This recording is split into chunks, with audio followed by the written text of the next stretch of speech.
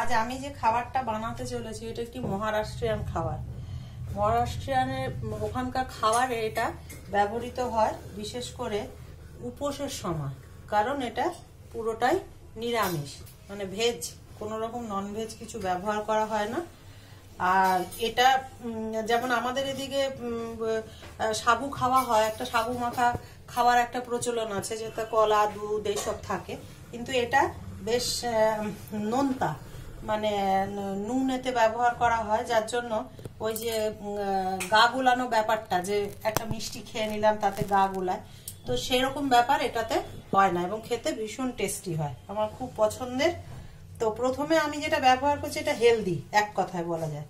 তো আমরা যে সাবুদানাটা ভিজিয়ে রেখেছিলাম 2-3 ঘন্টা আগে, যতটা জল নিয়েছিলাম তো ততটা জলে এটা বেশ সুন্দর ভিজে গেছে, একেবারে প্রতিটি নরম, অথচ কোনোটার গায়ে লাগেনি। এই সাবুটাকে বিশেষ করে এটাকে বলা হয় টপিওকা, ঠিক আছে?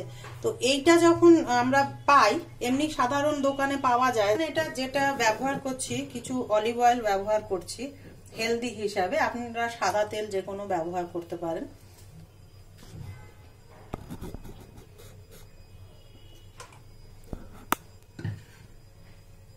এর মধ্যে প্রথমে আমি একটু জিরে ফোড়ন দিলাম, তার সঙ্গে টেস্ট অনুযায়ী লঙ্কা, সেটা শুকনো লঙ্কাও ব্যবহার করা যায়, কাঁচা লঙ্কাও ব্যবহার করা যায়, যা কিছু মনে হবে সেটা ব্যবহার করা যায়, পরে গোলমরিচও দেওয়া যেতে পারে। এর সাথে খুবই 15 মিনিটের মধ্যে বা 10 মিনিটে রান্নাটা হয়ে যায়। এই যে আলুগুলো আমি বয়েল করে রেখেছিলাম, কিছু সিদ্ধ আলু, এই আলুগুলো আমি এখানে অ্যাড করছি। শুধু হাত দিয়ে ভেঙে দেওয়া, অন্য কিছু করার দরকার নেই।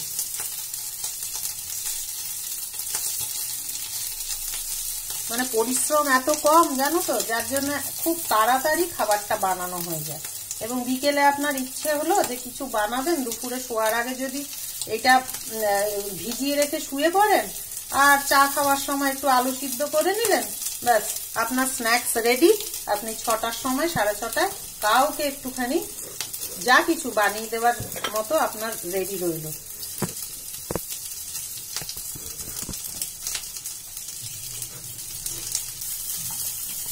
এখানে যা যা নেওয়া হয়েছে একটু বলে দাও।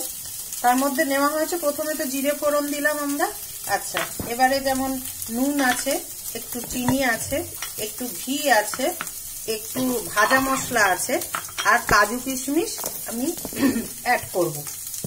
কিন্তু এখানে যেটা হয় যে মহারাষ্ট্রে যেটা হয়, এরা বাদামকে খোলায় ভেজে নেয় শুকনো, এবং সেটাকে আস্তে আস্তে কিছুক্ষণ ঠান্ডা হওয়ার পর তার স্কিনটাকে, মানে যেটা চোকলা বলি আমরা, সেটাকে উঠিয়ে নেয়, হাত দিয়ে ঘষলেই তখন স্কিনটা উঠে আসে।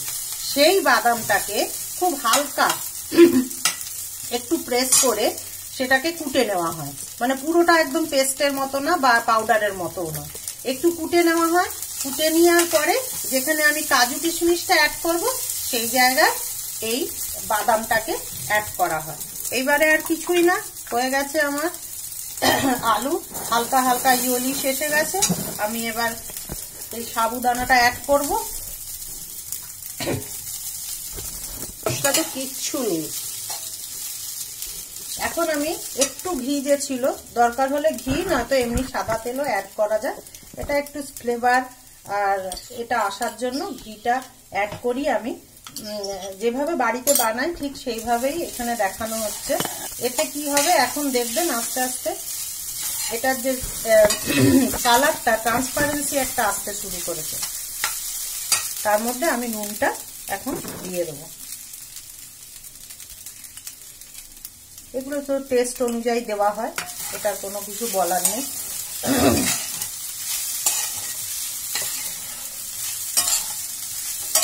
দেখুন সিদ্ধ হয়ে গেছে, কতটুকু সময় লাগলো, কিন্তু কোনোটা ভেঙে যাচ্ছে না বা কোনোটা গায়ে লেগে যাচ্ছে না, এটা একটা দারুণ ব্যাপার।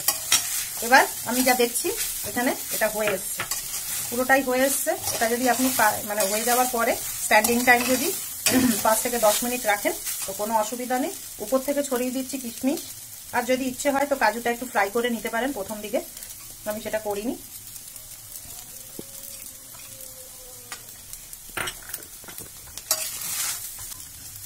ঢাকনা দিয়ে দিচ্ছি। শেষ করলাম রান্নাটা। যদি পছন্দ হয় কমেন্টে অবশ্যই জানাবেন। আমরা 10 মিনিট পর ফিরে এলাম। এই যে ঘুমায়িত অবস্থায় রয়েছে। এবার আপনি সার্ভ করে দিতে পারেন কাউকে।